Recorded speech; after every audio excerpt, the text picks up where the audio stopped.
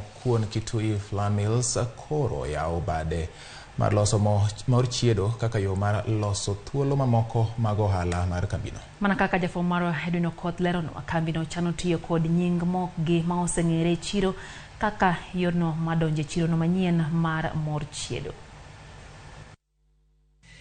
Kitui Millers ma osebet karego mok kuon kod mok chapate pachoka kuom thuolo moingo higni 30 sani koro oseyango mwandu manyien magidhi chwalo e chiro.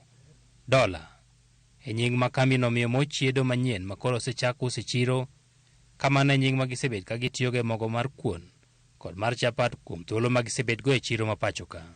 Jata chiendo mag omenda e kambino Bajber wacho ni ne gikawo okang' ma kamano mar yaro negi ohala kendo chwalo ne jonyiewo mwandu ma gidwaro. Okay, it really is. As a company, we found that it was high time now we diversify into other areas. So what we've done as a company is categorically to come up with different kind of brands to cater for different kind of things. And we decided, why don't we add more value to whatever we're already providing?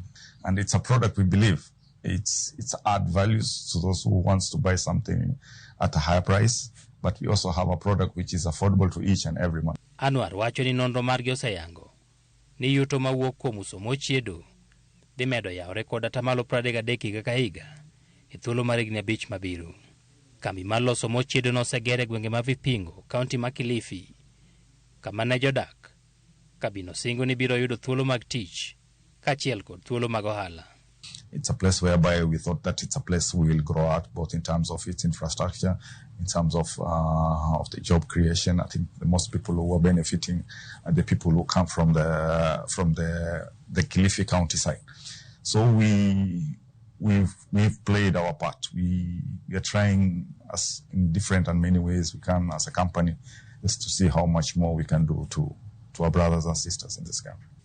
Kambino ma oseyawo bede kuonde mopogore opogore pachoka mag rego mok kuon kod mok chapat koro bende singo ne gibiro medo keto mwandu e pachoka, kama gigeno ni lwasi mar keto mwandu biro medo bet maber.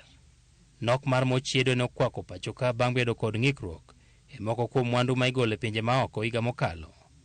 Okang' manomiyo nengo mwandu no idho kod mok tin atamalo 60. Edwin Okoth, Ramogi TV.